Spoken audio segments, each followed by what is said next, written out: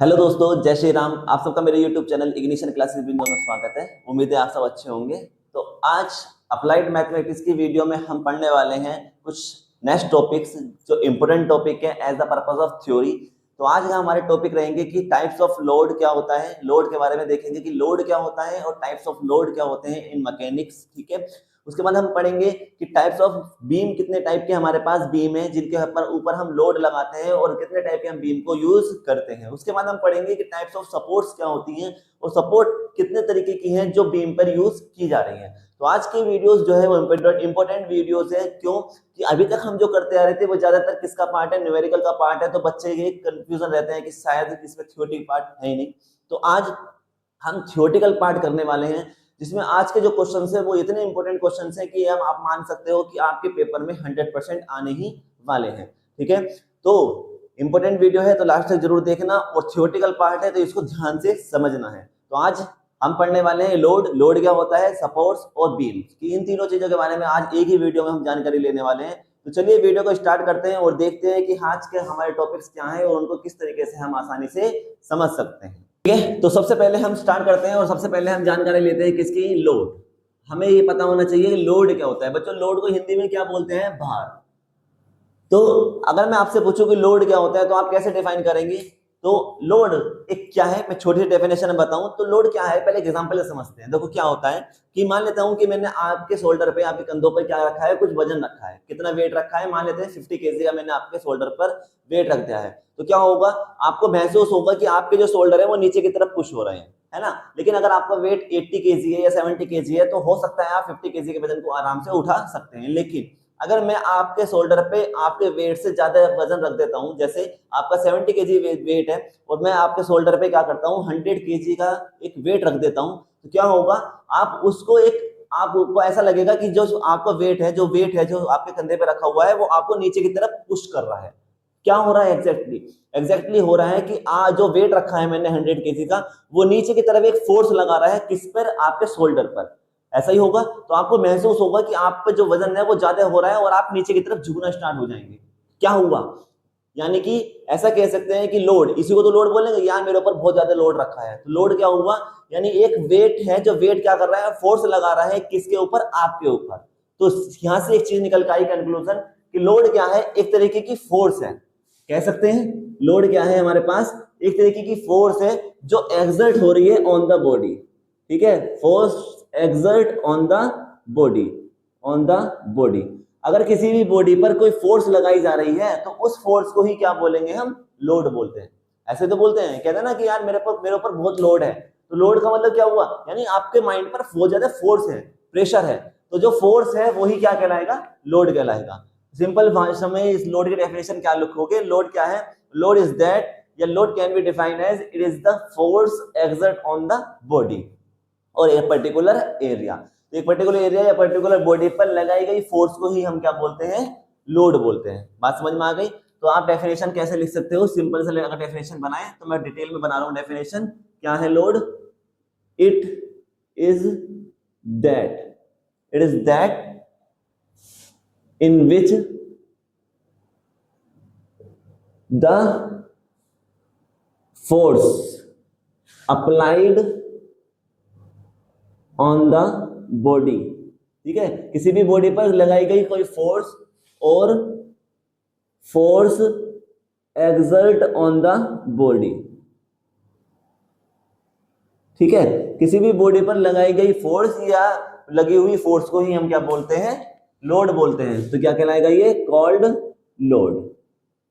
क्या कहलाएगा, लोड कहलाता है। बात समझ में आ गई। तो किसी भी बॉडी पर लगाई गई फोर्स या जब भी किसी बॉडी पर कोई फोर्स एक्सर्ट हो रही होगी, अप्लाई हो रही होगी, तो उसको हम क्या बोलते हैं, लोड बोलते हैं। यहां तक क्लियर है।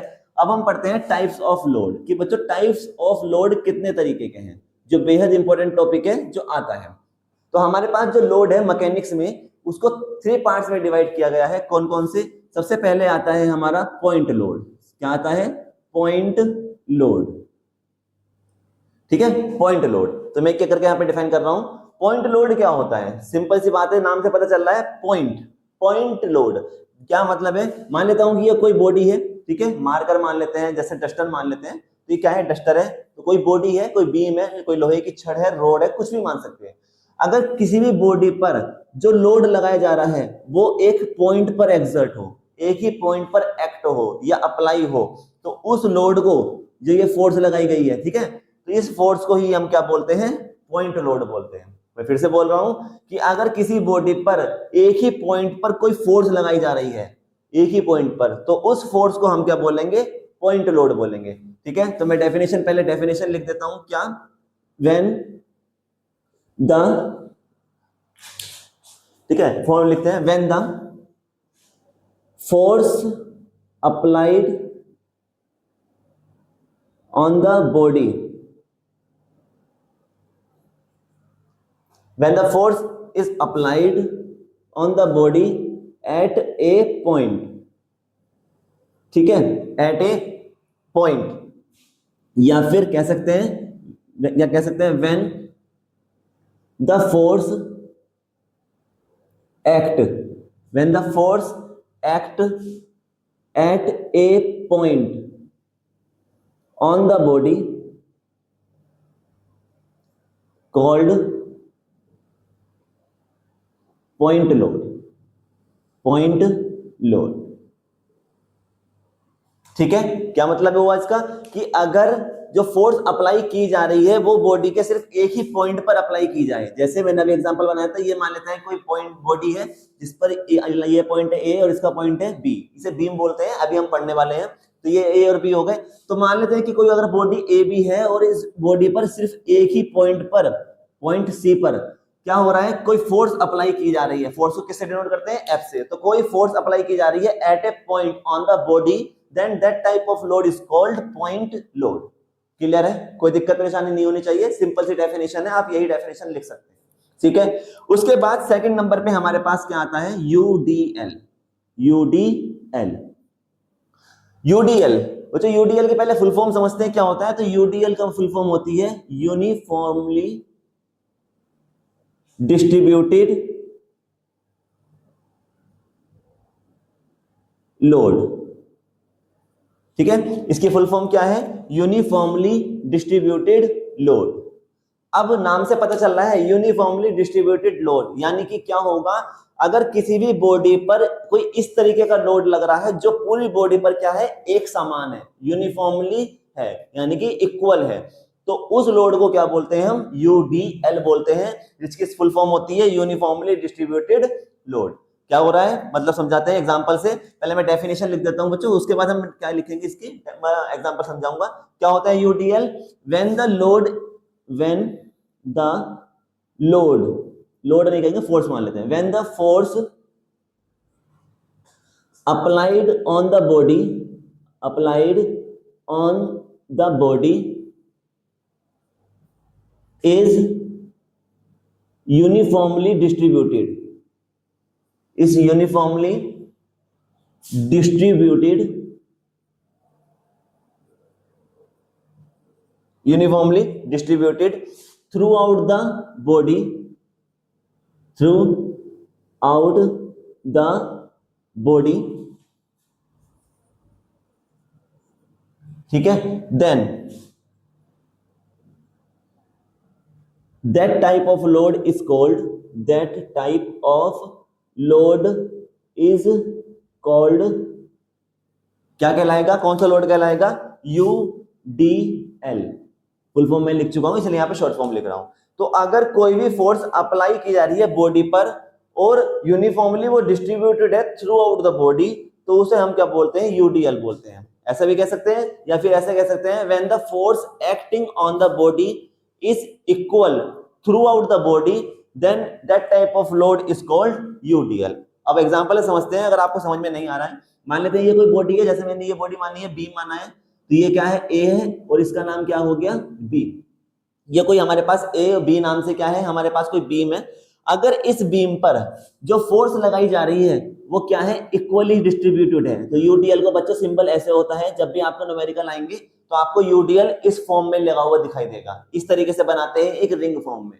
इसका मतलब क्या है कि यहां से लेकर यहां तक, यानी ए पॉइंट से लेकर बी पॉइंट तक जो ये फोर्स लगाई जा रही है किस पर, बीम पर, ये इक्वल है। इक्वल का मतलब अगर मैं कहूं कि यहां पर जो फोर्स है वो कितनी होगी, तो जैसे मैंने कहा कि ये कितने का लोड लगा हुआ है, मान लेते हैं कि ये 10 किलो न्यूटन पर मीटर इसका लगा हुआ है, ठीक है। तो 10 ना मान के इसको लोड को किससे डिनोट करते हैं, W से, तो W kilo newton per metre. तो इसका मतलब क्या होगा कि यहाँ पे A पॉइंट पर कितनी फोर्स लगी है, W लगी हुई है, ठीक है। अब मैं नंबरिंग बता रहा हूँ आपको समझाने के लिए, मान लेता हूँ 10 किलो न्यूटन पर मीटर इसका लगा हुआ है लोड, फोर्स लगी हुई है। तो क्या होगा, मान लेते हैं कि यहाँ पे जो ये लोड है ये कितने का है, 10 का है A पॉइंट पर। तो ऐसा नहीं है कि यहाँ पे भी कितना होगा अलग हो जाए, यहाँ पे भी क्या होगा उतना ही होगा 10 न्यूटन का। इसके बाद इस पॉइंट पर भी कितना होगा 10 न्यूटन पे, और B पॉइंट पे भी कितना होगा 10 का। तो इसका मतलब क्या हुआ कि जो ये फोर्स अप्लाई की जा रही है बॉडी पर, AB बॉडी पर, ये थ्रू आउट द बॉडी क्या है, सेम है। तो जब भी किसी बॉडी पर कोई लोड लगाया जा रहा है, कोई फोर्स लगाई जा रही है, और वो फोर्स पूरी बॉडी पर क्या है, इक्वल डिस्ट्रीब्यूटेड है, इक्वल है, तो that type of load is called UDL। I hope समझ में आ रहा होगा, ठीक है। तो ऐसे याद रख सकते हैं कि अगर मैं देखो अगर मैं इनको पॉइंट में डिवाइड कर दूं तो क्या होगा, A से लेके B तक जितने भी पॉइंट्स होंगे उन सारे पॉइंट्स पर जो फोर्स है वो क्या होगी, इक्वल होगी। अगर यहाँ 10 न्यूटन लगी है तो यहाँ भी 10 न्यूटन लगी होगी, अगर यहाँ 10 है तो यहाँ पर भी 10 ही होगी।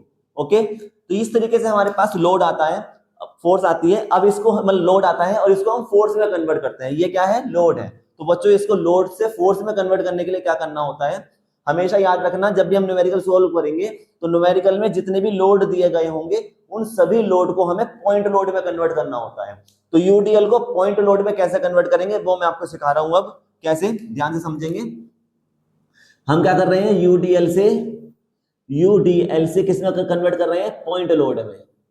तो पॉइंट लोड में कन्वर्ट करना हमारे लिए कंपलसरी है, क्योंकि ऐसे पूरे बीम पर लगाएंगे तो हमें कैसे पता चलेगा कि इस पॉइंट पर कितना है, इस पॉइंट पर कितना है। तो उसको हमें क्या करना पड़ेगा, फाइंड आउट करना है। कैसे, तो लोड के लिए फॉर्मूला होता है बच्चों, लोड के लिए क्या होता है, फोर्स इंटू डिस्टेंस, ठीक है, force into distance. Force into distance, distance का मतलब क्या है, मान लेता हूं कि यहां से लेकर और यहां तक की जो ये डिस्टेंस है, यानी A पॉइंट से लेकर B पॉइंट तक की जो डिस्टेंस है वो कितनी है, L है। L का मतलब L मीटर, ठीक है, लेंथ होती है ना L, तो मैंने मान लिया ये L है, और W क्या है, लोड है। तो फोर्स, लोड कैसे निकलेगा, लोड निकलेगा फोर्स इंटू डिस्प्लेसमेंट। तो लोड निकालने का फॉर्मूला तो हमारे पास यहाँ आएगा, यानी कि load is equal to force कितनी दी गई है, W की, फोर्स कितनी है, W यहाँ जो दी गई होगी, और डिस्टेंस, डिस्टेंस कितनी है, यहाँ जितने पे ये लगा होगा, जितने पे ये सिंबल बना होगा ना रिंग का, ये पूरा सिंबल लिया जाएगा, ध्यान रखना। तो यहाँ से लेके यहाँ तक, A से लेके B तक पूरा रिंग बनी हुई है, तो पूरी A से लेके B तक जो लेंथ है पूरी लिखी जाएगी, कितनी है, L। तो यहाँ से ये आ गया L। तो बच्चों यहाँ से लोड आ जाएगा हमारा W इंटू L। ओके, इतना समझ में आ गया।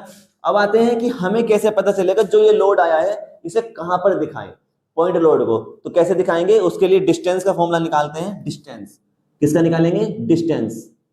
मैं ये देखना चाहता हूं कि मैं इसको कहां पर लगाऊं, किस जगह पे शो करूं। तो शो करने के लिए डिस्टेंस का फॉर्मूला निकालते हैं। क्या होता है कि जो भी लेंथ दी गई होगी, जो भी लेंथ दी गई होगी उसे 2 से डिवाइड कर दो। तो लेंथ को क्या कर दो, 2 से डिवाइड कर दो। बात समझ में आ गई, ये होता है फॉर्मूला। अब आपको समझ में नहीं आ रहा होगा कि भाई मेरी समझ में नहीं आ रहा कैसे करते हैं, तो मैं एक एग्जांपल ले लेता हूं छोटा सा, उससे आपको मैं समझाने की कोशिश करता हूं, ठीक है। तो डेफिनेशन में मैंने यहाँ पे क्या करता हूं, एक एग्जांपल ले रहा हूं, एग्जांपल समझते हैं, ध्यान से समझेंगे क्या कहना चाह रहा है। मान लेता हूं कि कोई ये छोटा सा मैंने बीम ले लिया A और B नाम से, है ना, A और B नाम से, और इस पे मैंने क्या लगा दिया है, ये UDL लगा दिया है। कहां से लग रहा है, A से लेकर B तक पूरे पे UDL लगा हुआ है। लेंथ मान लेता हूं कितनी है, यहां से 10 मीटर है, कि 10 मीटर A से लेकर B तक की जो लेंथ है वो कितनी है, 10 मीटर है। ये जो UDL लगा हुआ है ये मैं मान लेता हूं कितने का है, 10 किलो न्यूटन पर मीटर का है, लोड है, इसलिए लोड किस में आता है, किलो न्यूटन पर मीटर में। हो गया। मुझे क्या करना है, इस UDL को कैसा कन्वर्ट करना है, पॉइंट लोड में लेकर आना है, इस पॉइंट लोड पे जो एक ही पॉइंट पे लगे, तभी न्यूमेरिकल सोल्व हो सकता है। तो कैसे करेंगे, हमने अभी फॉर्मूला सीखा है कि भाई पॉइंट लोड निकाल सकते हैं। पॉइंट लोड कैसे निकाल सकते हैं, पॉइंट लोड का फॉर्मूला पढ़ा है कि क्या होता है, फोर्स इंटू डिस्टेंस। फोर्स कितनी है, कितना लोड लगा हुआ है, 10 का, ठीक है, और डिस्टेंस कितनी है, कितने डिस्टेंस है, 10 मीटर। तो यहां से जो लोड आएगा कितना आ गया, 100। अब यूनिट देखते हैं, यूनिट कितनी आएगी। देखो मैंने लिखा है 10, तो इसके साथ यूनिट लिख देता हूं hand to hand, kilo newton per metre, into length कितनी है 10 मीटर, मीटर से मीटर खत्म, तो 10 तो 10 तो 100 आ गया, और यहाँ क्या बचा सिर्फ और सिर्फ किलो न्यूटन, तो यूनिट हमारी क्या आएगी किलो न्यूटन। बन गई फोर्स, अब हमारी फोर्स आ चुकी है। अब हमें देखना है कि भाई पॉइंट कितनी डिस्टेंस पे लगाएंगे, तो डिस्टेंस के लिए मैंने यहाँ पे फॉर्मूला दिया बताया था, क्या है लेंथ बाय 2। लेंथ कितनी है 10 मीटर की, किससे डिवाइड करेंगे 2 से, तो डिस्टेंस कितनी आ जाएगी 5, किसमें है मीटर में, तो कितने आ गई 5 मीटर। अब आते हैं डायग्राम कैसे बनाएंगे भाई, कैसे शो करना है। तो मैंने ये पॉइंट फिर से लिया A, और एक पॉइंट ये ले लिया मैंने B, ठीक है, ये हो गया B पॉइंट और ये हो गया A पॉइंट। कैसे शो करना होता है कि डिस्टेंस आई है 5 मीटर, तो अब जो आपका ये पॉइंट लोड आया है, इस पॉइंट लोड को आप A से 5 मीटर की डिस्टेंस पे लगा सकते हो, या B से भी 5 मीटर की डिस्टेंस पे लगा सकते हो। तो मैंने एक पॉइंट ले लिया यहाँ पर C नाम से, जो A से कितनी डिस्टेंस पर है 5 मीटर, और B से भी कितनी डिस्टेंस पर है 5 मीटर। ध्यान से देखो कितनी थी टोटल 10 मीटर थी ना, तो हमारी कितनी आई थी, ये 5 आई है, तो मैंने 5 को 2 पार्ट में डिवाइड कर दिया। अब हम यहाँ पे हमारा लोड कितना आया है 100 न्यूटन का, तो अब हम यहाँ पे क्या करेंगे, एक पॉइंट लोड लगा देंगे इस तरीके से, जो कितने का होगा, कितने की फोर्स होगी 100 न्यूटन, किलो न्यूटन की फोर्स होगी। तो हमारा क्या हुआ है कि जो ये यूडीएल था, जो थ्रू आउट द बीम लगा हुआ था, अब ये कन्वर्ट होकर सिर्फ एक पॉइंट पे लग रहा है C पॉइंट पर, ये कहलाएगा पॉइंट लोड। तो बच्चों हमें अल्टीमेट क्या करना होता है, हमें न्यूमेरिकल में इस फॉर्म में दिया होता है, हमें इस फॉर्म से कन्वर्ट करके पॉइंट लोड में कन्वर्ट करना होता है। तो मैंने आपको सिखा दिया है कि कैसे कन्वर्ट करते हैं। अभी भी कोई दिक्कत है तो घबराने वाली बात नहीं है, इससे नेक्स्ट वीडियो में मैं इस पर न्यूमेरिकल कराऊंगा काफी सारे, आप वहां पे सीख जाओगे, ठीक है। तो फिलहाल 2 लोड हो चुके हैं। क्या पॉइंट लोड क्या होता है कि वो लोड जो बीम पर एक ही पॉइंट पर लगेगा, एक ही पॉइंट पर लगे, उसे हम क्या बोलते हैं पॉइंट लोड बोलते हैं। यूडीएल क्या होता है कि जब कोई फोर्स या load through out the beam क्या हो सेम होता है, यानी कि यूनिफॉर्मली डिस्ट्रीब्यूटेड होता है, उसे हम लोड को क्या बोलते हैं यूडीएल बोलते हैं। इसको निकालने का तरीका क्या होता है कि यूडीएल को पॉइंट लोड में कन्वर्ट करना होता है। तो पॉइंट लोड का फॉर्मूला होता है फोर्स इनटू डिस्टेंस। तो हमें फोर्स दी गई होती है वो, और जो डिस्टेंस दी गई होती है, उन दोनों को मल्टीप्लाई करके लोड निकलता है। डिस्टेंस निकालने के लिए जो लेंथ दी गई होती है उसे 2 से डिवाइड कर देते हैं, तो डिस्टेंस मिल जाती है। और जो हमारा लोड आया है उसे फिर हम क्या कर देते हैं सेंटर में अप्लाई कर देते हैं, ठीक है।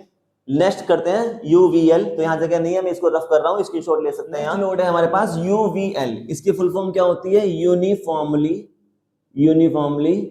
वेरिंग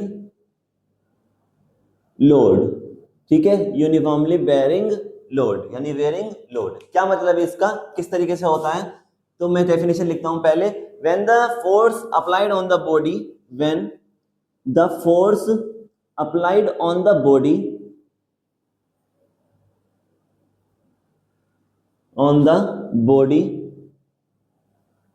is varying या vary throughout the body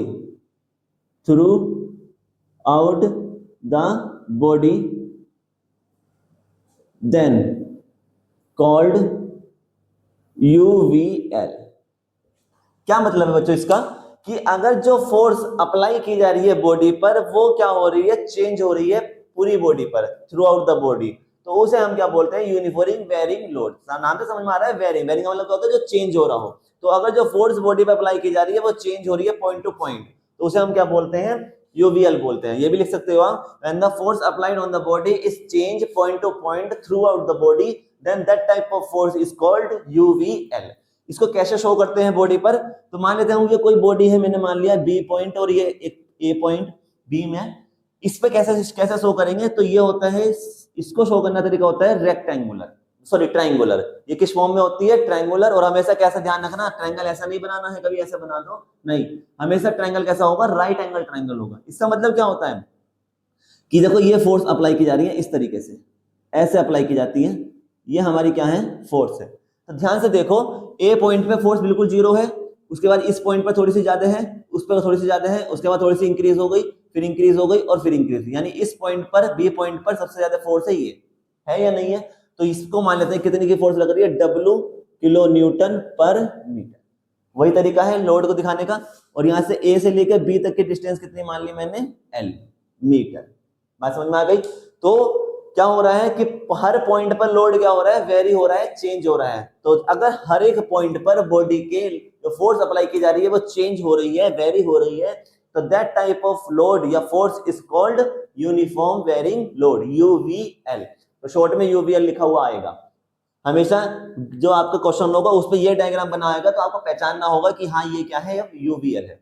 तो अब इसको भी हमें चेंज करना होगा पॉइंट लोड में, क्योंकि इसको तो सोल्व नहीं कर सकते। तो पहले हम इसको क्या करेंगे, पॉइंट लोड में कन्वर्ट करेंगे। तो कैसे करते हैं, लोड के लिए फॉर्मूला क्या होता है, ध्यान से देखेंगे। देखो बच्चों ये ट्रायंगल है और यहां से लेकर यहां तक ये पूरे फोर्स कहां लग रही है, इसके अंदर, ये जो एरिया है इसमें तो लग रही है। तो मैं देखो कैसे बता रहा हूँ, बिल्कुल बेसिक से निकाल के लेकर आ रहा हूँ ताकि आपको याद हो जाए। तो हम जो फोर्स लगाई जा रही है वो कितनी लग रही है, जितना इसका एरिया होगा उतने में तो लगी हुई है फोर्स। तो मैंने यहाँ पे लिख दिया ट्रायंगल का एरिया कितना होता है, बेस इंटू हाइट। लेकिन बेस ना मान के मैं अब इसको अकॉर्डिंग तो लिख लेता हूं। तो ये क्या है, बेस नहीं है, ये क्या है, लेंथ है। तो हाफ लेंथ, ठीक है। और ये जो है हाइट, ट्रायंगल का जो एरिया होता है बच्चों कितना होता है, हाफ बेस इंटू हाइट, यही तो होता है। तो हाफ आ गया, बेस की जगह मैं लेंथ लिख देता हूं क्योंकि ये ए से लेके बी तक की लेंथ हमें पता है, लेंथ ही तो है ये। और हाइट जो होती है, ये हाइट हमारी क्या है, लोड है, यानी कि ये बी पॉइंट पर मैक्सिमम लोड है, यही तो लोड है। तो यहाँ पे लेंथ की जगह, हाइट की जगह क्या लिख सकता हूँ, लोड। तो ये हमारा फॉर्मूला बन गया क्या, लोड के लिए, कि लोड निकाल सकते हो आप यूबीएल का कैसे, कि हाफ लेंथ एल और डब्ल्यू लोड हो गया। ये क्या कहलाएगा, इसका लोड निकालने का तरीका कहलाएगा।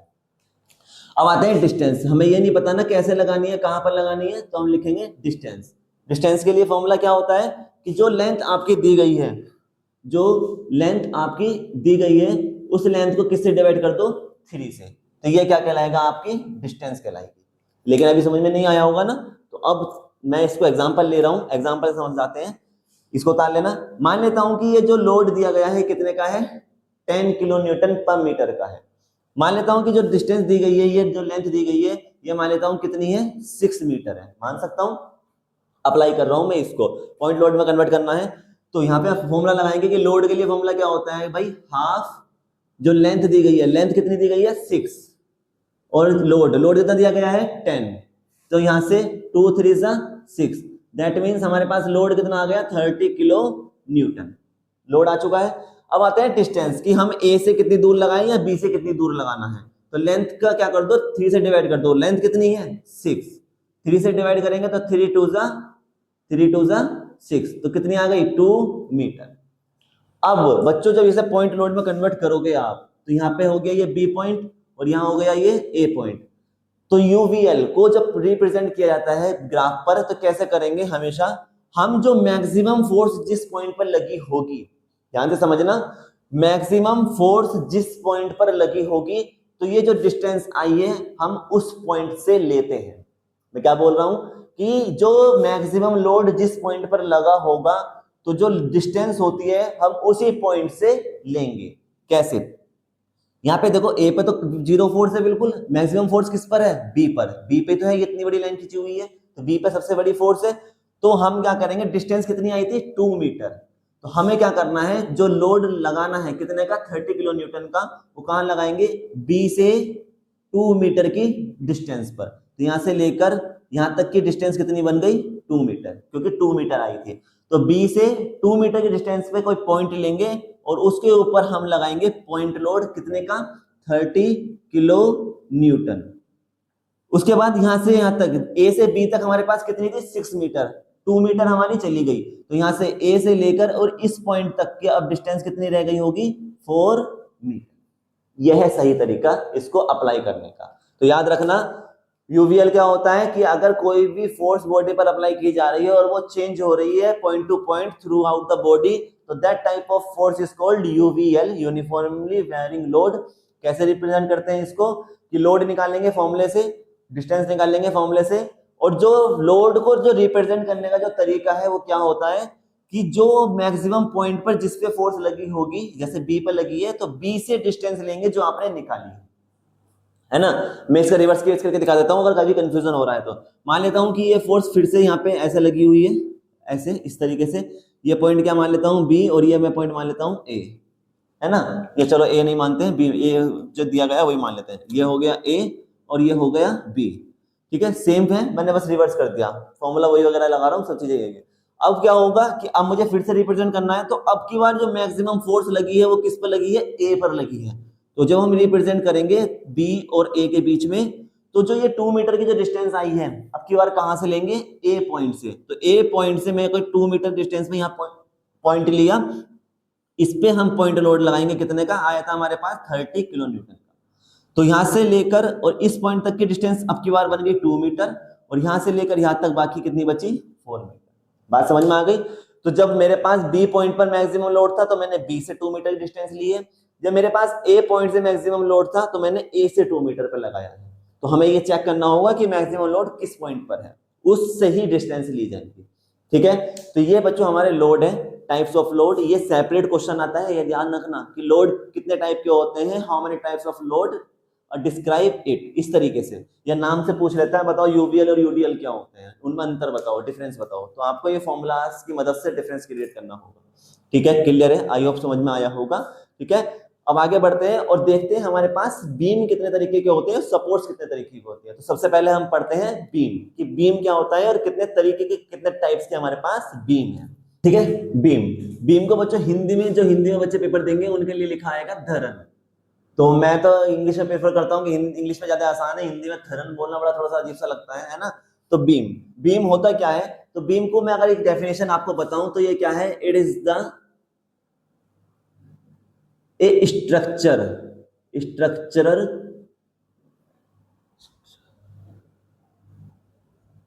मेंबर। ठीक है, structural member eight which the load, the force or load is act on the axis means length or linear axis act on the axis means length or linear axis called beam। ठीक है, मैंने बहुत simple definition बनाने की कोशिश की है। क्या कि बीम क्या होता है, कि बीम एक स्ट्रक्चर है, किस टाइप की, कि जब भी उस पर फोर्स अप्लाई किया जाएगी या लोड अप्लाई किया जाएगा तो जो लोड है वो एक्ट होगा कहां पर, उसकी लीनियर एक्सिस पे या फिर लेंथ पर। तो क्या मतलब होता है, जैसे मैंने कहा कि ये कोई एक रोड है, ठीक है, ये कोई एक रोड है, तो अगर मैं इस पर क्या कर रहा हूं, जो फोर्स अप्लाई कर रहा हूं, तो वो जो फोर्स अप्लाई की जा रही है वो कहां पर एक्ट करेगी, कहां पर लगेगी, वो कहां लगेगी, जो इस पर फोर्स अप्लाई होगी वो कहां पर अप्लाई होगी, इस पूरी एक्सिस पर, इसकी लेंथ पर। लेंथ कितनी है, ये लेंथ कहलाएगी ना इसकी, ये क्या है, ये है लेंथ। तो जो फोर्स अप्लाई होगी वो कहां पर अप्लाई होगी, इसकी लेंथ पर, एक्सिस पर, यानी कि इस लेंथ वाली एक्सिस को क्या बोलते हैं, लीनियर एक्सिस। तो कौन सी एक्सिस पर लगेगी फोर्स, लीनियर एक्सिस पे, जिसकी वजह से क्या होगा कि अगर ये जो रोड है ये बेंड होगी, बेंड कैसे हो जाएगी, ध्यान से देखो, ये इस तरीके से हो जाएगी या नहीं, इस तरीके से बन सकती है, झुक जाएगी। आपने ध्यान से देखा होगा, आपने देखी होंगी कड़ी, देखी होंगी, लिंटर जो होते हैं, तो पहले आपने कड़ी देखी होंगी कि लकड़ी की बहुत बड़ी रोड डाल देते थे। क्या होता था कि जब उस पर लोड पड़ता था तो क्या हो जाती है, वो झुक जाती है। तो कड़ी इस तरीके से बन जाती थी, झुक जाती थी या नहीं। मेरा कहने का मतलब यह है कि ये क्या है, मान लेते हैं कोई रोड है, अब मैं इस रोड पे ऊपर से कोई फोर्स लगा रहा हूं, तो जब फोर्स लगेगी तो फोर्स लगने की वजह से ये क्या हो जाएगा, इस तरीके से बेंड हो जाएगी या नहीं हो जाएगी, झुक जाएगी या नहीं, ये बीच वाला पार्ट नीचे की तरफ झुक जाएगा या नहीं। तो क्या हुआ है, इसकी लेंथ कम हो गई है ना, कहीं ना कहीं, पहले सीधी थी तो लेंथ ज्यादा थी, अब लेंथ क्या हो गई है, कम हो गई है। तो सिंपल सी बात यही है कि जब भी कोई फोर्स अप्लाई की जाएगी बॉडी पर, अगर वो बॉडी पर जो फोर्स अप्लाई की जा रही है वो उसकी लेंथ पर या लीनियर एक्सिस पे लाई करे, तो that type of structure is called beam. क्या कहलाएगा, बीम कहलाएगा। ओके, आई होप समझ में आया होगा। अब हम देखते हैं कि बीम कितने टाइप्स के होते हैं। तो हमारे पास बीम को कितने पार्ट्स में डिवाइड किया गया है, टाइप्स ऑफ बीम। हम क्या पढ़ रहे हैं, बीम कितने टाइप्स के होते हैं। तो बीम को हमारे लगभग 4 या 5 पार्ट्स में डिवाइड किया गया है। कौन कौन सा, सबसे पहले आता है सिंपल सपोर्टेड बीम। ठीक है, सिंपल सपोर्टेड बीम। नंबर 2 पे हमारे पास आता है कैंटिलीवर बीम। नंबर 3 पे हमारे पास आता है फिक्स्ड बीम। मतलब नंबरिंग को जरूरी नहीं है कि सीरियल में है, कैसे भी लिख सकते हो ऊपर नीचे करके। फिक्स्ड बीम के बाद आता है हमारे पास ओवरहैंगिंग बीम। ओवरहैंगिंग बीम, और लास्ट हमारे पास आता है कंटिन्यूअस बीम। कंटिन्यूअस बीम पास 5 टाइप्स के बीम है। कौन कौन से? Simple supported beam, cantilever beam, fixed beam, overhanging beam and then continuous beam. अब इन्हें एक एक करके समझते हैं। तो पहले मैं तो थोड़ा सा ऐसे समझा देता हूं, ठीक है। कौन कौन से? Simple supported beam. जो सिंपल सपोर्टेड बीम क्या होता है कि जब हमारे पास बीम, हम बीम समझ गए, अब बीम हम समझ चुके हैं कि क्या होती है। एक लेंथ वाली कोई एक रोड होती है, इस तरीके से कुछ चीज स्ट्रक्चर होगी जिस पर जो फोर्स होगी वो अप्लाई की जाएगी किस पर? उसकी लेंथ पर, लीनियर एक्सिस पर। तो सिंपल सी बात है, अब मैं यही वाली स्ट्रक्चर बनाने वाला हूं। तो मान लेते हैं कोई बीम है ये इस तरीके से। तो अगर कोई बीम दिया गया है, ठीक है, ए और बी उसके लास्ट पॉइंट है, एंड पॉइंट्स। तो सिंपल सपोर्टेड का मतलब क्या होता है कि अगर कोई भी बीम है, कोई भी स्ट्रक्चर है, और अगर उनके जो एंड पॉइंट्स हैं, उन एंड पॉइंट्स पर क्या की गई है? कोई सपोर्ट दी गई है, ठीक है, कोई सपोर्ट दी गई है, तो that type of beam is called simple supported beam. समझ रहे हो बात को? कैसे कहना चाह रहा हूं, जैसे ये कोई मार्कर है और इस मार्कर को मुझे रोकना है, तो मैंने क्या करा? दोनों इसके एंड पॉइंट पर मैंने क्या लग दिया है? ये इस तरीके की सपोर्ट लगा दी अपने हाथ की। तो ये इस टाइम पे ये बीम कौन सा बन गया है? Simple supported beam. क्यों? क्योंकि इसके दोनों एंड पर हमने क्या लगाया है? कोई सपोर्ट लगा दी है, जिसकी वजह से वो क्या है? रुक गया है। बात समझ रहे हो? तो अगर किसी भी बीम के एंड पॉइंट्स पर कोई सपोर्ट लगा दी जाती है, तो that type of beam is called simple supported beam. तो जो मैं बोल रहा हूं आप इसी को डेफिनेशन में लिख सकते हैं। मैं फिर से बोल रहा हूं, आराम आराम से आप लिख सकते हो। क्या सिंपल सपोर्टेड बीम क्या होता है? When the support is applied on the body at the end, end of the beam, end point of the beam, then that type of beam is called simple supported beam। बात समझ में आ रही है? दोबारा बोल रहा हूं, क्या कि when the support is applied on the beam at the end point of it, then that type of beam is called simple supported beam। यहां तक समझ में आ गया? अब आगे बढ़ते हैं। सिंपल सपोर्टेड बीम की स्ट्रक्चर इस तरीके से बनी हुई आएगी। तो बच्चों जब हम इन्हें सोल्व करते हैं, तो आपने पढ़ा है एक्शन रिएक्शन का फॉर्मूला, पढ़ा है या नहीं? कि जब भी कोई बॉडी पर हम फोर्स लगाते हैं, तो बॉडी भी हम पे क्या लगाती है? एक फोर्स लगाती है। इससे पहले मैंने आपको फ्री बॉडी डायग्राम अभी समझाया है। तो फ्री बॉडी डायग्राम में भी हमें पता चलता है कि फ्री बॉडी डायग्राम में क्या होता है कि जब भी दो बॉडी आपस में कॉन्टेक्ट में आएंगी, जब भी दो बॉडी आपस में कॉन्टेक्ट में आती हैं, तो उनके कॉन्टेक्ट पॉइंट पर एक फोर्स निकलती है जिसे बोलते हैं रिएक्शन फोर्स। बात समझ लेना अगर नहीं पता है। क्या कि मान लेता हूं कि ये कोई बॉडी ए है और इसी के ऊपर एक कोई बॉडी रखी है इस तरीके से बी।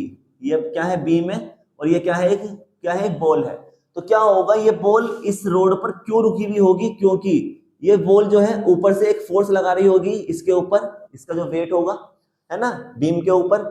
और इसी तरीके से बीम जो है इस पॉइंट से एक ऊपर की तरफ फोर्स लगाएगा जिसे बोलेंगे रिएक्शन फोर्स। तभी तो ये रुकी भी होगी। भाई समझ रहे हो या नहीं? मैंने ये हाथ पे मार्कर रखा हुआ है, तो ये मार्कर क्यों रुका हुआ है? क्योंकि मार्कर जितना ही फोर्स मेरे हाथ पे लगा रहा है, मेरा हाथ भी उतनी ही फोर्स लगा रहा है इस मार्कर पर, जिसकी वजह से क्या होगा? ये मार्कर रुका हुआ है।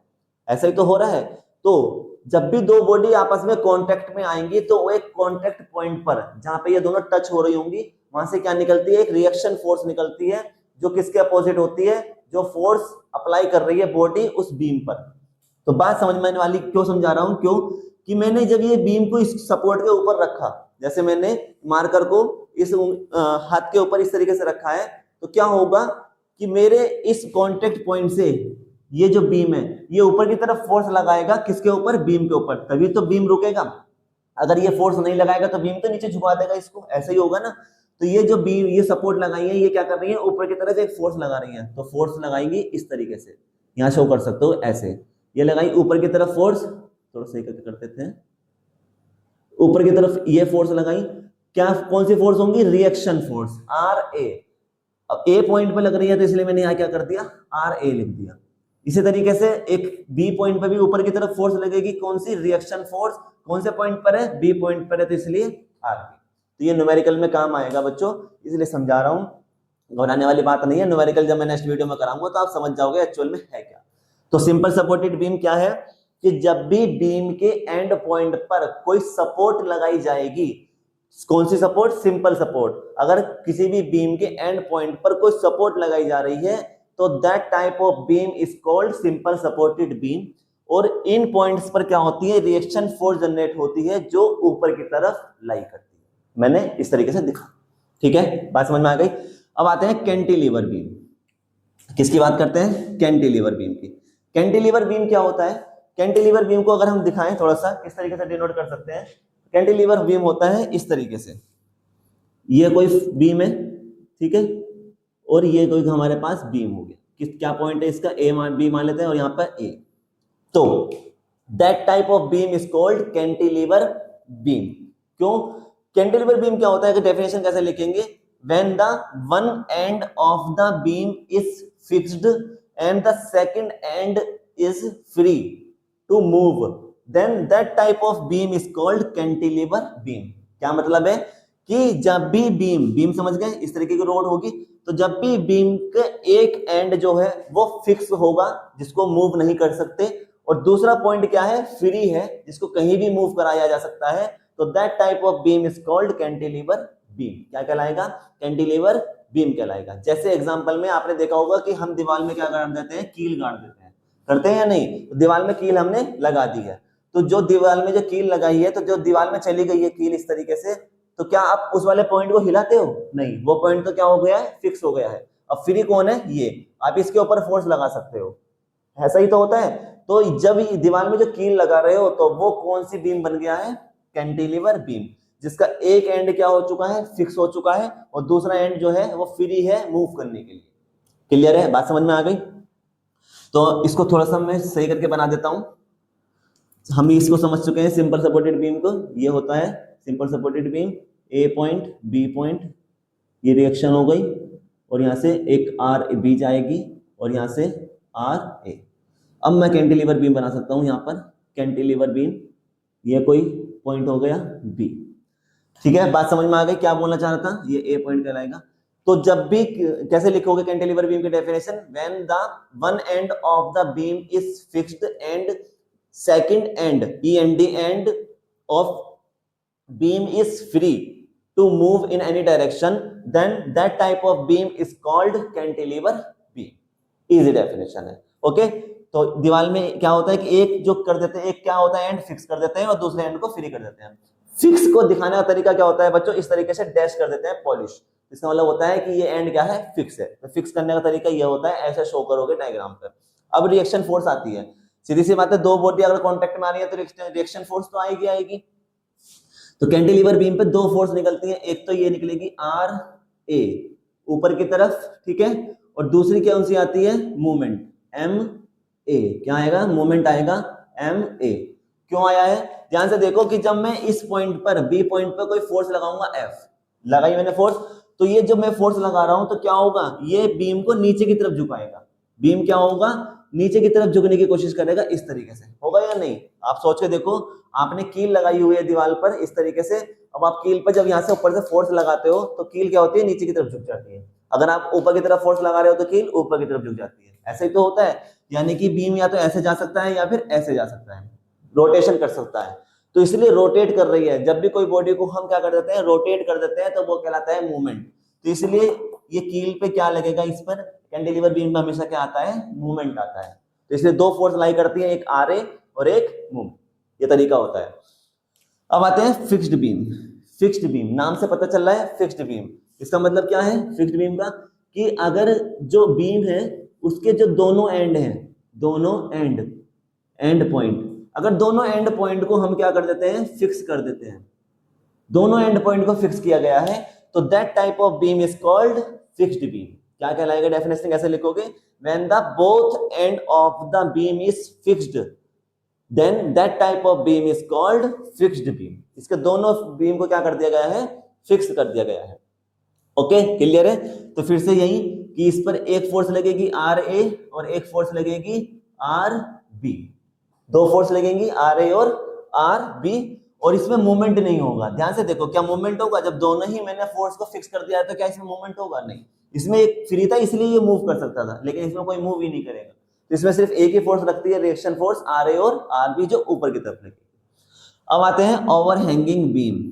ओवरहैंगिंग बीम, नाम से पता चल रहा है ओवरहैंगिंग। क्या होता है ओवरहैंगिंग का मतलब? यानी कुछ चीज लटकी हुई है, टंगी हुई है। तो इसका मतलब क्या होता है कि मान लेते हैं कि ये कोई बीम है, बी पॉइंट है और ये ए पॉइंट है।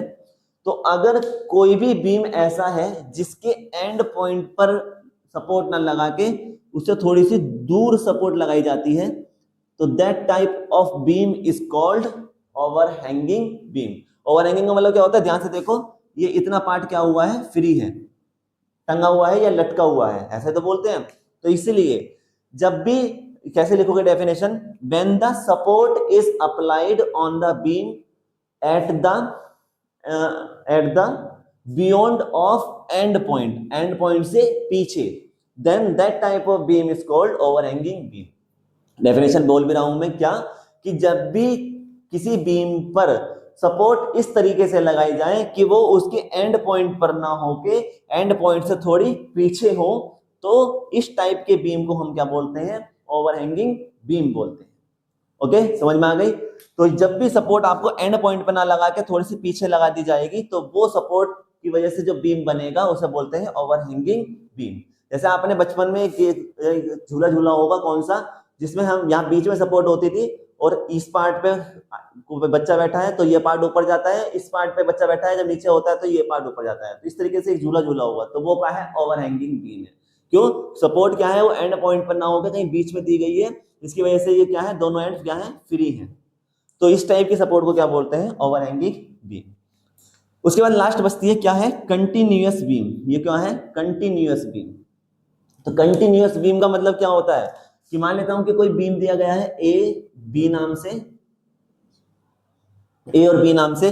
तो क्या होता है कि अगर बीम पर जो सपोर्ट लगाई गई है वो अगर दो से ज्यादा है, ठीक है, दो से ज्यादा है, तो that type of beam is called continuous beam. क्यों बच्चों? देखो ध्यान से, हमने दो सपोर्ट यहां लगाई है, दो ही सपोर्ट यहां लगाई है, तो हम क्या कर रहे थे? दो दो सपोर्ट लगा रहे थे, दो पॉइंट थे। लेकिन अगर किसी बीम में ऐसी स्थिति बनी हुई है कि वहां पर दो से ज्यादा सपोर्ट दी गई है, ठीक है, टू से ज्यादा सपोर्ट दी गई है, तो that type of beam is called continuous beam. बात समझ में आ गई? कंटिन्यूअस का मतलब क्या होता है कि हर एक पॉइंट पर क्या लगा दो? सपोर्ट लगा दो। तो जब सभी पॉइंट्स पर क्या लगा दी गई होंगी? सपोर्ट लगा दी गई है, तो इस टाइप के बीम को हम क्या बोलते हैं? Continuous beam. बात समझ में आ गई? क्या लिखोगे? When the support acting on the body is more than 2 on the beam और body, then that type of beam is called continuous beam. Hindi में कैसे लिखेंगे कि अगर किसी भी बीम पर या किसी भी बॉडी पर दो से ज्यादा सपोर्ट लगाई गई है या लगी हुई है, तो उस टाइप के बीम को हम क्या बोलते हैं? कंटिन्यूअस बीम बोलते हैं। कैसे शो करेंगे? इस तरीके से, ठीक है। तो ये हमने आज पढ़ा है क्या है? बीम, और बीम के मैंने कुछ टाइप्स बताए हैं, और यही टाइप्स होते हैं और यही बच्चों नए पेपर में आएंगे। थ्योरेटिकल पेपर है तो इसलिए थ्योरेटिकल में ये क्वेश्चन जरूर आएगा कि बीम क्या होता है, और इनमें से कोई सा भी वो नाम देके पूछ सकते हैं, या फिर वो सभी के बारे में जानना चाहेंगे कि बताओ कितने टाइप्स के हमारे पास बीम होते हैं। तो आपको डायग्राम बनाना होगा और आपको डेफिनेशन लिखनी होगी। तो मैंने आपको सभी डेफिनेशन बोल के बताई है आराम आराम से, तो आप उनको सुनकर अपनी कॉपी पर लिख सकते हैं।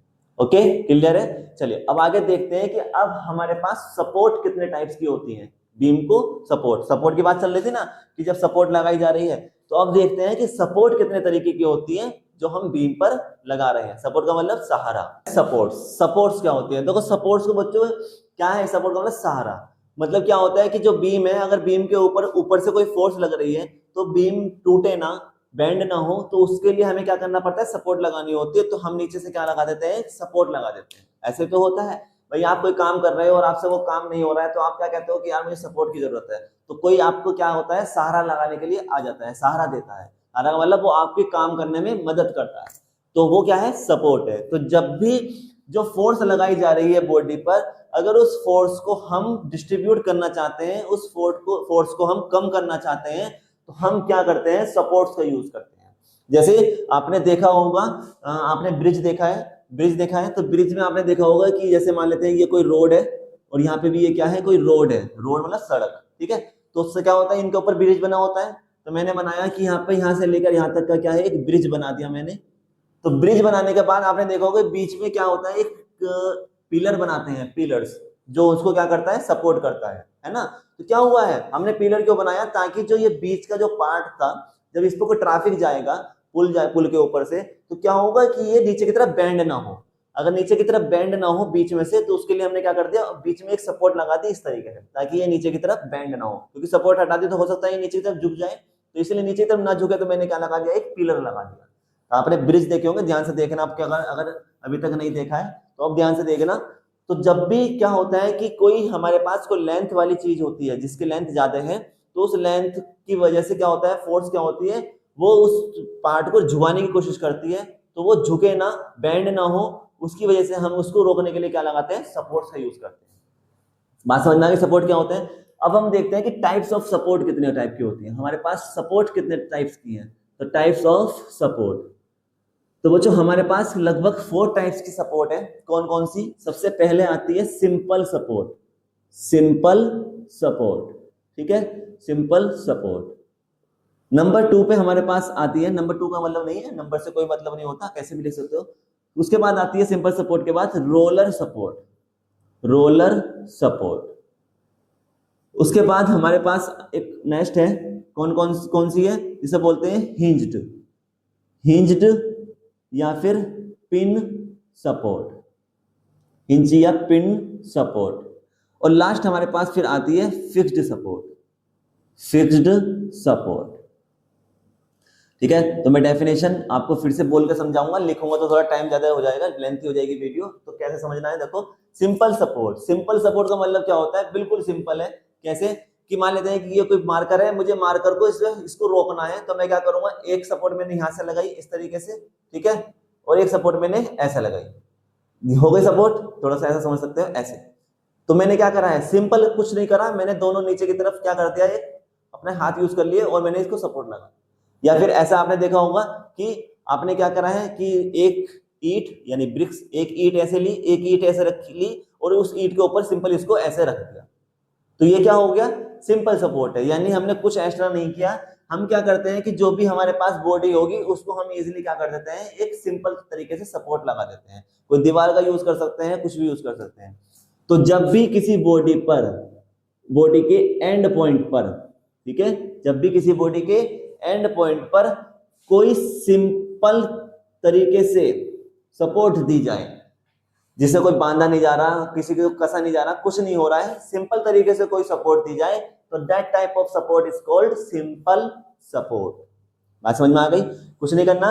क्या होता है कि जब भी किसी बॉडी के एंड पॉइंट पर सिंपल तरीके से कोई सपोर्ट दी जाए, जैसे एग्जांपल में लिख सकते हैं, लाइक ईट्स का यूज किया जाए, ब्रिक्स का यूज किया जाए, ठीक है, वायर का यूज किया जाए, कुछ इस तरीके से कुछ चीज का यूज कर रहे हैं उसके एंड पॉइंट पर, तो that type of support is called simple support. इसका लगाने का तरीका, दिखाने का तरीका क्या होता है, ऐसे मैंने बताया था कि सिंपल सपोर्ट पे क्या होता है, सिर्फ एक ही फोर्स काम करती है, कौन सी, रिएक्शन फोर्स, और किस पॉइंट पे लगी है, ए पे, तो इसलिए आर ए दिखा दिया। और यहाँ पे क्या होगा, रिएक्शन फोर्स जनरेट होगी, लेकिन कौन सी, पी, क्योंकि बीम ऊपर से रखा हुआ है और नीचे से सपोर्ट लगाई जा रही है, तो बीम ऊपर से एक फोर्स लगाएगा नीचे की तरफ, और जो नीचे से सपोर्ट रखी है वो ऊपर की तरफ एक फोर्स लगाएगी, जिसे बोलते हैं रिएक्शन फोर्स। क्लियर है। अब आते हैं रोलर सपोर्ट। रोलर सपोर्ट का मतलब क्या होता है कि अगर जो बॉडी है या जो बीम है उसको जो सपोर्ट दी गई है वो कैसी है, रोलिंग सपोर्ट है, यानी कि उसके नीचे क्या यूज किए गए हैं, कोई पहिए वगैरह यूज किए गए हैं, कोई रोटेटिंग चीज यूज की गई है, ठीक है, तो that type of support is called roller support. जैसे फॉर एग्जांपल आपने स्केटिंग देखा है, स्केटिंग का यूज करते हैं, पहिए जो शूज आते हैं पहिए वाले, तो क्या हो रहा है, आपने शूज पहने तो आपका जो बॉडी है, मान लेता हूँ ये जो बीम है, वो उस टाइम पे आपकी क्या बन गई, बॉडी, आपकी बॉडी क्या होगी, उस शूज को पहनने के बाद अब आप क्या कर रहे हो, उन पहियों की मदद से आप चल सकते हो। तो जब भी किसी बीम पर कोई ऐसी या किसी बॉडी पर ऐसी सपोर्ट लगाई जाए जो मूव कर सकती है, रोटेट कर सकती है, that type of support is called roller support. और एग्जांपल बताता हूं, आपने देखा होगा कि जब बड़े बड़े ट्रक्स होते हैं, कार होती हैं, जब इनमें पंचर हो जाता है तो इनके टायर को ओपन करने के लिए एक जैक आता है, तो जैक जो होता है वो काफी बड़ा होता है, तो उसके नीचे पहिए लगे होते हैं, तो वो क्या करते हैं, तो खींच के लेके आते हैं और फिर गाड़ी के नीचे को पुश करने के बाद उसको क्या करते हैं, हैंडल से पुश करके गाड़ी को ऊपर उठाते हैं। तो जो जैक होता है, जैक के नीचे पहिए लगे हुए हैं, तो क्या करा गया है, आप उस बॉडी को खींच के लेके आ रहे हो, किसकी मदद से, पहिए की मदद से। चेयर देखिए, चेयर के नीचे पहिए लगे होते हैं, तो चेयर भी क्या है, एक बॉडी बन गई और उसके नीचे क्या लगा दिया गया है, पहिए। तो वो चेयर को क्या कर सकते हैं, आगे पीछे मूव करा सकते हैं। बात समझ में आ गई। तो जब भी किसी बॉडी पर कोई ऐसी सपोर्ट लगाई जाए जो मूव करा सकती है उस बॉडी को, तो वो सपोर्ट क्या कहलाएंगी, रोलर सपोर्ट कहलाएंगी। कैसे शो करते हैं फिगर पे, डायग्राम में इस तरीके से पहिए लगे हुए दिखाई देंगे आपको, ये डायग्राम पे आएगा आपके। इसमें क्या होता है, इसमें भी दो सपोर्ट निकलेंगे, दो ही रिएक्शन, कि ये जो बीम है ऊपर की तरफ फोर्स लगाएगा इस तरीके से, और ये सपोर्ट भी ऊपर की तरफ फोर्स लगाएगी इस तरीके से, जैसे ये काम करती है। बात समझ में आ गई, दो फोर्स हो गई। अब आते हैं थर्ड नंबर पे, हिंज्ड या पिन सपोर्ट। हिंज्ड या पिन सपोर्ट का मतलब क्या होता है कि ये इस तरीके से होती है कि मान लेता हूं कोई पिन है और पिन की मदद से कोई ये बीम बंधा हुआ है, ये हो गया, ये बी हो गया, ठीक है। कैसे, मतलब मान लेते हैं, कैसे हम समझते हैं, मान लेता हूं कि ये क्या है, कोई मार्कर, जैसे मार्कर ही है, तो मैंने क्या करा, ये मेरे पास कोई पिन है, पिन का मतलब क्या होता है कि मैंने इसको इस तरीके से पकड़ लिया। अब ये क्या हो गया है कि ये इसमें पकड़ा गया है, इसको मैंने क्या करा, टाइटली पकड़ रखा है। अब मैं इस मार्कर को एक्स एक्सिस में नहीं घुमा सकता, मतलब ना तो मैं बाहर निकाल सकता हूं ना ही मैं अंदर, इस तरीके से एक्स एक्सिस में मूव नहीं करा सकता हूं मैं, लेकिन इसको इस रोटेशन कर सकता हूं, ऐसे रोटेशन कर सकता हूं, लेकिन मैं इसको एक्स और वाई डायरेक्शन में नहीं चला सकता। तो जब भी इसके लिए हम क्या यूज करते हैं, पिन। इसका एक एग्जांपल मैं आपको बताता हूं। आपने गेट देखे, दरवाजे, आपके घरों में दरवाजे सबके लगे हुए हैं, तो दरवाजे को हम क्या करते हैं कि हमने दरवाजे का हैंडल पकड़ा और इसको खोला, ओपन करते हैं, क्लोज करते हैं, ओपन करते हैं, क्लोज करते हैं। तो जो कब्जे होते हैं, जो गेट में और दीवार में जो कब्जे लगे होते हैं, उन कब्जों को भी क्या बोलते हैं, हिंज्ड या पिन बोलते हैं। वो क्या कर रहे हैं, जो आपका जो मेन गेट है, जो गेट होता है, उस गेट को आप रोटेट तो कर सकते हो, ओपन या क्लोज कर सकते हो, क्या गेट को बाहर निकाल सकते हो ऐसे? नहीं समझ पा रहे हो। जैसे मान लेता हूं कि ये कोई एक कब्जा लगा हुआ है और यहाँ पे एक दूसरा कब्जा ये लगा हुआ है, ठीक है, इसको पिन बोलते हैं, हिंज्ड बोलते हैं। कब्जे हो गए, क्या है ये, कब्जे, ध्यान से समझ लेना, कब्जे। अब यहाँ पे कोई गेट, ये इन कब्जों की मदद से कोई गेट लगा हुआ है, ये ठीक है, ये क्या है, हमारा गेट है, जहां पे यहाँ पे क्या लगा हुआ है, हैंडल लगा हुआ है, ये क्या कहलाएगा, हैंडल। ध्यान से समझना, हैंडल। अब मैं क्या करता हूं कि मैं इस हैंडल को पकड़ा और मैंने गेट को ओपन किया, ओके, फिर मैंने गेट को क्लोज किया, गेट हैंडल पकड़ के गेट ओपन कर रहे हैं, क्लोज कर रहे हैं, तो ओपन क्लोज तो इजीली हो जाएगा। लेकिन क्या मैं इस हैंडल को पकड़कर गेट को इस तरफ लेके जा सकता हूं या इस तरफ अंदर की तरफ लेके आ सकता हूं? नहीं। ध्यान से समझना बच्चों, 3D फिगर नहीं बना सकता हूं, इसलिए शायद आपको समझ में आने में दिक्कत हो रही है। देखो, एज्यूम करने की कोशिश करना, मैं इस हैंडल को पकड़ के गेट को ओपन तो कर सकता हूं, खुल गया, ठीक है, और फिर बंद हो गया। लेकिन क्या मैं इस हैंडल को पकड़ के गेट को आगे की तरफ लेके जा सकता हूं? नहीं लेके जा सकता। यानी कि मैं इस गेट को एक्स डायरेक्शन में नहीं लेके जा सकता, एक्स डायरेक्शन में नहीं लेके जा सकता। तो यही काम होता है किसका, हिंज सपोर्ट का। हिंज सपोर्ट क्या करती है, जो ये बॉडी होती है इसको रोटेट कराने में मदद करती है। कैसी, रोटेट कराने में, ठीक है, रोटेट तो करा सकते हैं लेकिन इसको एक्स डायरेक्शन में मूव नहीं करा सकते। तो that type of support is called hinge support. कैसे लिखोगे, if when the body is supported by the pin which is used to move or rotate the bodies but not move in the x direction या linear direction, then that type of support is called hinge support। Hindi में कि जब भी कोई body पर एक ऐसी support लगाई जाए जो उसको रोटेट तो करा सकती है लेकिन उसको लीनियर डायरेक्शन में मूव नहीं करा सकती, तो दैट टाइप ऑफ सपोर्ट क्या कहलाती है, हिंज्ड या पिन सपोर्ट कहलाती है। इस तरीके से इसको शो करेंगे। अब आते हैं फिक्स्ड सपोर्ट। फिक्स्ड सपोर्ट, नाम से पता चल रहा है क्या, कि अगर मान लेते हैं कि कोई बॉडी है ए और बी और उसके एंड पॉइंट पर हमने कोई ऐसी सपोर्ट लगा दी है जो कैसी है, फिक्स्ड है। फिक्स्ड का सिंबल बच्चों ये होता है, मैंने आपको अभी कैंटिलीवर बीम में ही बताया था, हमेशा डैश करके दिखा देते हैं। तो अगर किसी भी बीम पर कोई ऐसी सपोर्ट लगाई गई है जो क्या है, फिक्स्ड है, तो वो सपोर्ट क्या कहलाएगी, फिक्स्ड सपोर्ट कहलाएगी। तो फिक्स्ड सपोर्ट का मतलब क्या होगा कि ये जो बॉडी है अब ये मूव नहीं कर सकती, ये कैसी हो गई है, फिक्स हो गई है। अब ना तो ए पॉइंट को हम हिला सकते हैं ना ही बी पॉइंट को हम मूव करा सकते हैं। तो ए और बी पॉइंट अब क्या हो गए हैं, बिल्कुल फिक्स हो गए हैं, ये मूव नहीं करेंगे। तो that type of support is called fixed support. Example, आपने घरों में पिलर्स देखे हैं, पिलर्स है ना, बीम बोलते हैं इसको। तो मान लेते हैं कि जैसे मैं ये दीवार है, तो मैंने एक पिलर इस दीवार पे यहाँ लगा हुआ है, एक पिलर इस यहाँ पे लगा हुआ, और ऊपर क्या हुआ है, एक बीम इसके ऊपर लगाया गया। तो जो ऊपर बीम है वो तो क्या हो गया, ये वाली बीम बन गई ए बी, है ना। अब इसको एक सपोर्ट यहाँ दे दिया गया है, ये वाला सपोर्ट मान लेते हैं, और एक सपोर्ट इधर दे दिया गया है, ये सपोर्ट। तो ये ऊपर ये जो बीम रखा होगा तो क्या वो बीम मूव कर सकता है? नहीं, वो ऊपर वाला बीम मूव नहीं करेगा। तो जब भी बॉडी क्या हो जाए, फिक्स हो जाए, किसकी वजह से? सपोर्ट की वजह से, तो वो क्या कहलाएगी? फिक्स्ड सपोर्ट कहलाएगी, यानी सपोर्ट को मूव नहीं करा सकते। इसमें जो रिएक्शन फोर्स होती है बच्चों, वो कैसे लाई करती है? वो लाई करती है इस तरीके से। याद रखना, ये जो फोर्स लगी है, रिएक्शन फोर्स कहाँ लगेगी? इस डायरेक्शन में लगेगी हमेशा। किस डायरेक्शन में लगेगी? इस डायरेक्शन में, किसी एंगल पर, ठीक है। तो इसलिए ये यहाँ पर एक फोर्स आएगी RAV वर्टिकल, और एक फोर्स आएगी इस डायरेक्शन में RAH। दो फोर्स ब्रेक होती है इसमें, क्योंकि ये एंगल पे लगी हुई है।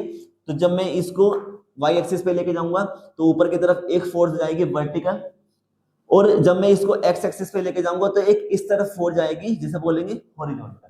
तो दो फैक्टर्स में ब्रेक होती है। इसी तरीके से ये भी रिएक्शन फोर्स होगी, बी पॉइंट पर लग रही है, तो ये तो ऊपर की तरफ जा रही है, तो वर्टिकल, और ये रिएक्शन फोर्स है बी पॉइंट पर आ रही है, लेकिन कैसी डायरेक्शन में? हॉरिजॉन्टल में, तो इसलिए ये कहलाएगी हॉरिजॉन्टल।